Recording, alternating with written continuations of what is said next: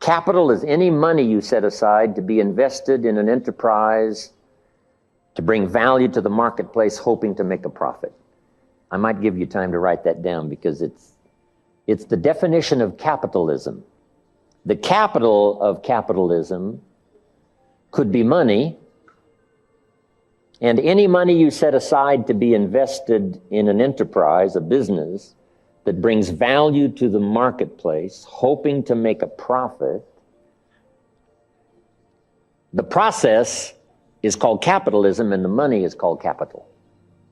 But capital can be more than money. So make that note. Capital can be more than money. Time that you set aside to be invested, just like the money set aside to be invested. You set aside time to be invested. If you say to someone, if you start part-time, 15 hours a week, that 15 hours now is capital time. There's capital money and capital time. Now, this money and time that you set aside must not be given away. It must not be wasted. It must be invested. If a farmer has seed corn to plant, he wouldn't eat the seed corn. He wouldn't feed it to his family. Not this corn. Other corn, yes, but not this corn, because this corn is capital corn. And this capital corn is to be planted in the ground so that it can multiply and grow for the harvest in the fall. Okay? So there's capital time and capital money. Now here's the rest of the list. And everyone here can develop a list like this. Guess where I taught this? In Russia, in Moscow, not far from the Kremlin. It's incredible. Here it is. First now was the money. Second was the time. Here was number 3, desperation. Now, desperation can be a positive emotion if it has a positive purpose. Sometimes desperation is tragic, leads to tragic results. But desperation, if it's invested in something positive, can be very positive. I have to keep talking every day till I find someone who wants these products. Now, I don't know when the magical change occurs, but let me give you the next quality. Determination. Desperation says I have to. Determination says I will. From one emotion to another, I have to I will. And who knows when that occurs? But even if you start with desperation, I have to make this successful. I have to get started. I have to get going. That's a good emotion if you've got an ultimate purpose. But here's what's really powerful. It's more powerful than money. Determination. I will. What did I hear in the training?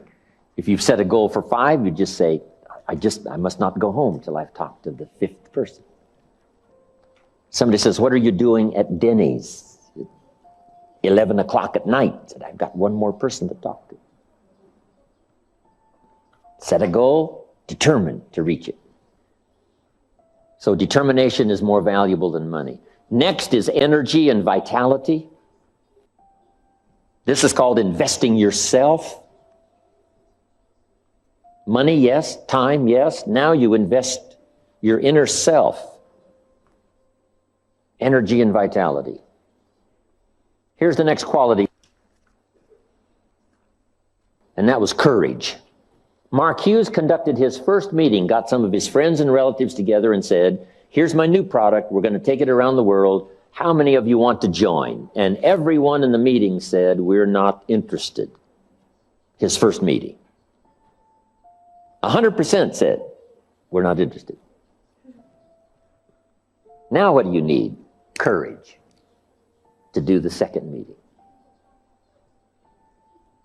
The second meeting, someone said yes. And then Mark did another meeting, and another meeting, and another meeting. But that takes courage. Here's the next quality. It's called ingenuity. Ingenuity.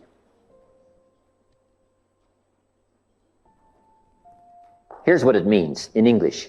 Ingenuity means figuring out a way to make something work, figuring out a way.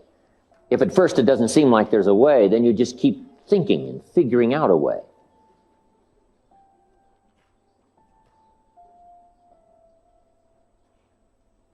And then here's the magic word, until you have the answer. You keep figuring out a way until you have the answer.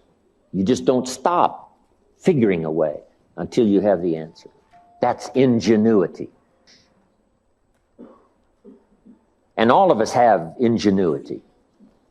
Plan A, if that doesn't work, plan B. If plan B doesn't work, we'll go to plan C. We'll keep figuring, working, till finally we come up with the answer. Someone says to me, I have this relative that won't buy the product. What should I do? And I said, sell everyone around this person the product until they're the only one left. If at first there doesn't seem to be a way, you just keep thinking of a way. To reach someone, you just figure out a way. You say, well, I call him. How about sending a telegram? Something. Just figure out a way to reach someone, call someone, get an answer. Now, here's what happened next, and it's the key to riches. What is the secret to becoming wealthy?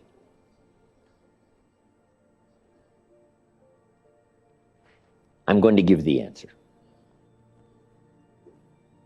The key to wealth and riches is ambition. Ambition. How easy is it to create ambition? And here's the answer. It could start as soon as you've sold the first customer. If I can get one customer, I can get another one.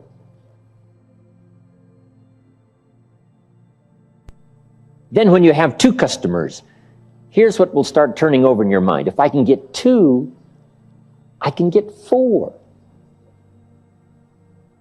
If I can get four, I can get 10. If I could get 10 people to use my products, why couldn't I get 100 people to use the products? That kind of ambition leads to wealth. It's just a matter of time. So here's the key. Get your ambition started and then help it to grow. Here's what else gets our ambition to grow. Listening to the testimonials. You may pick up some ideas from someone's testimonial that'll be just as valuable as what I share from this podium. And sometimes a word spoken in private from someone's unique testimonial is so powerful. It's just as powerful as all the words given by the presenter. So take that all home. A lady said to me that I met once in New York. She was vice president of this company. She made big money. I don't think she finished her high school education. She was still young, with a young family. And I said to her, how did you get here? This is a tough business. You make big money. You didn't graduate from high school. What happened? And she said, well, let me tell you part of the story. She said, years ago, one day I asked my husband for $10, and he said, what for? She said, by the end of that day, I had promised myself that I would never, ever ask for money again. And she said, yes, I am vice president. Yes, I do make big money. Yes, I am young. Yes, I did not graduate from high school. But she said, I promise you, Mr. Rohn, from that day until this, I have never asked for money again. She said, I started searching for opportunity, found it, started taking some classes, learned the skills, totally changed my life. I'm sure she would say that was one of the days that turned her life around. Now, here's what else. I'm just going to give you quickly now the rest of the list because I have some more things to cover. Okay, we had capital, money. Here's what capitalism does. Buys and sells. Capitalism buys and sells. But here's, if you have to, if there's no other choice, here's what you can also do. Sell and buy. I tell the story of Lydia Cologne, who started her business with $1. When she made her first sale, she didn't have any product to deliver. She had to take the customer's money, go get the product, come back and deliver it. But she said, when I figured out how to do that, she said, my ambition soared. Not at the end of the year of some major, huge accomplishment, but just at the end of one struggle with ingenuity to try to figure out, I've showed this person this brochure, they want the products, I've got to tell them my story why I don't have any. I'll get the products, deliver, make a small profit. She figured that out. And she said, just that occasion, which is probably not more than 30, 40 minutes long, and her ambition soared.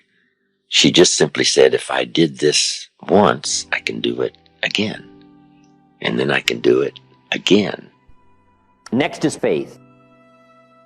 With faith, everything's possible. Without faith, nothing is possible.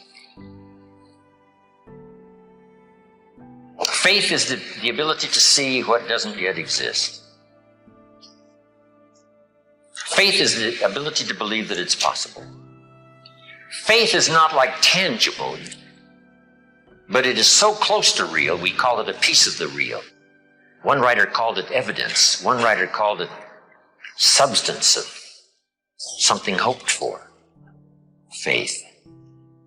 You must be able to see the future. You must be able to design it. Yes, see it as it is. But here's the next step of faith. See it better than it is. If you see it better than it is now, that's the vision. That takes faith. Here's the next quality. Personality. You know, what is especially you, your personality.